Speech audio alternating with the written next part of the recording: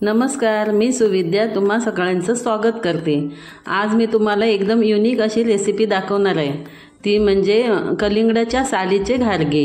आपण भोपळ्याचे घारगे करतो, काकडीचे करतो, पण मी आज कलिंगडाच्या टाकून देण्याच्या लायकीच्या ज्या साली असतात त्यांचा उपयोग करून मी तुम्हाला अगदी चविष्ट असे उत्कृष्ट असे घारगे करून दाखवणार आहे। हे बघा, हे आम्ही कलिंगड आणलं होतं, कलिंगडाचं ज्यूस वगैरे खाऊन झालं आणि आता साली राहिल्यात, त्या सालीचा मी उपयोग करणार आहे। साली स्वच्छ धुवून घेतलेल्या आहेत आणि मी आता अशा प्रकारे किसून घेते। एकदम हिरवी साल मागची कडक ती घ्यायची नाही, मधला गर हा असा किसून घ्यायचा आहे। आता सगळ्या साली मी अशा प्रकारे किसून घेते। तोपर्यंत तुम्ही माझ्या चॅनलला लाईक, सबस्क्राईब आणि कमेंट करायला विसरू नका। बघा, अशा प्रकारे मी साली किसून घेतलेल्या आहेत, त्यांचा गर काढून घेतलेला आहे आणि आता मी त्याला लागणारा गूळ चिरून घेते। हा गूळ ऑर्गॅनिक आहे, त्यामुळे त्याचा रंग तसा दिसतोय। तुम्ही सुद्धा ऑर्गॅनिक गूळ वापरा।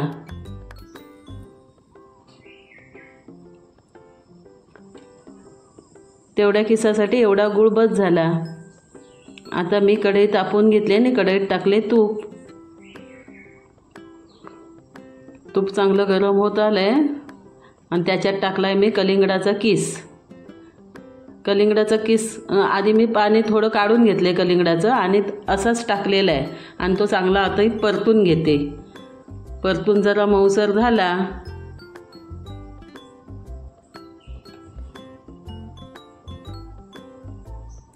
परतून आता बघा रंग बदलला त्याचा।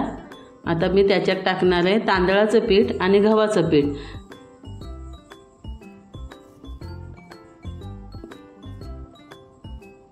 त्याच्यात टाकलं मीठ। मीठ गोड वस्तू थोडं तरी मीठ टाकायचं चवीपुरतं तरी, मग त्या अळणी अशा वाटत नाहीत। आणि त्याच्यानंतर टाकला गूळ, जो आपण किसून घेतला होता तो। आता सगळं एकजीव करून घेऊया। गुळाला थोड्या वेळानं थोडं पाणी सुटेल। गुळाला पाणी सुटलंय। आता मी 1 वाटी तांदळाचं पीठ आणि पाऊण वाटी गव्हाचं पीठ असं प्रमाणात पीठ घेतलेत। तांदळाचं पीठ धुतलेलं तांदळाचं पीठ आहे, आपण घावण्याला वगैरे वापरतो असं। आता ह्याच्यात मी तांदळाचं पीठ ओतलंय आणि नंतर गव्हाचं पीठ थोडंसं ओतलं। आता मी मिक्स करणार आहे आणि आपल्याला वाटलं खूप सुकं झालंय तर आपण कलिंगडाचं पाणी जे पिळून ठेवलेलं होतं ते थोडं आतमध्ये घालून घ्यायचं आणि उकड काढून घ्यायची। आता मी चांगलं ढवळून आणि परतून घेते। आपल्याला लागतंय काय बघूया पाणी आणि त्याच्यानुसार पुढची कृती करूया। बघा, थोडं सुकं झालं म्हणून कलिंगडाचाच रस जो होता तो मी आतमध्ये घालून घेतलाय थोडा, उकड चांगली व्हायला। आता आपला गोळा तयार होतोय पिठाचा। असा गोळा तयार झाला की आपण थोड्या वेळाने एक वाफ काढू द्यायची आणि परातीत काढून घ्यायचं। आपली उकड अगदी तयारच झालेली आहे, त्याचा गोळा छानपैकी झालेला आहे। आता त्याला तुपाचा किंवा तेलाचा हात लावून एकत्र करून घ्यायचं आणि दाबून ठेवायचं थोडा वेळ। मी तुपाचा हात लावते कोरडं होऊ नये म्हणून आणि मिक्स करून गोळा करून थोडा वेळ तसाच ठेवते।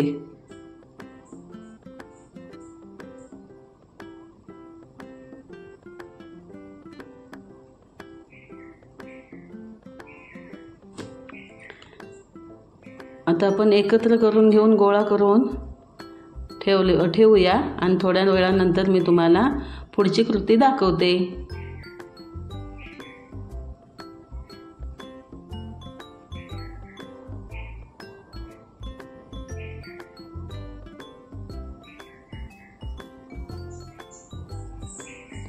गोळा करून ठेवताना त्याला थोडं तेल लावायचं, म्हणजे ते सुकं सुकं होत नाही। सुकं झाल्यावर मग त्याला भेगा भेगा पडतात।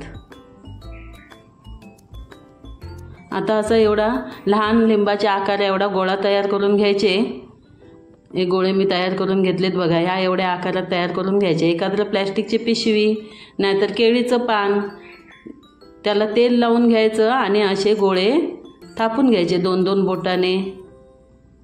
चांगला गोल आकार द्यायचा। तुम्हाला कसला हवा तसला आकार तुम्ही देऊ शकता, पण मी गोल आकारात करते।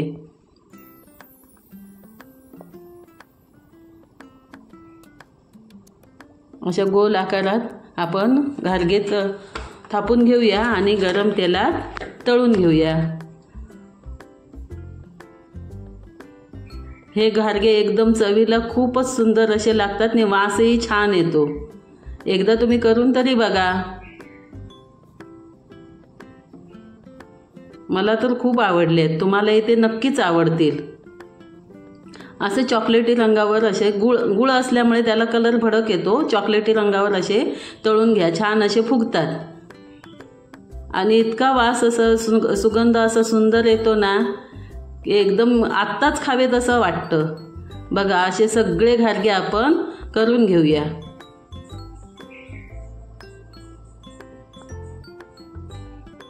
तुम्ही भोपळ्याचे घारगे, काकडीचे घारगे खाल्ले असतील, एकदा कलिंगडाच्या सालीपासून सुद्धा घारगे बनवून बघा, तुम्हाला त्यांची आठवण सुद्धा होणार नाही।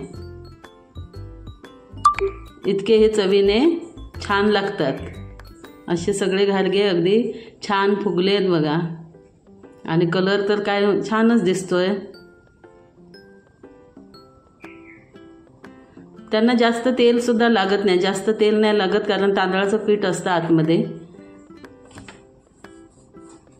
त्यामुळे जास्त तेल किंवा तेलकट हाताला वगैरे लागत नाहीत ते।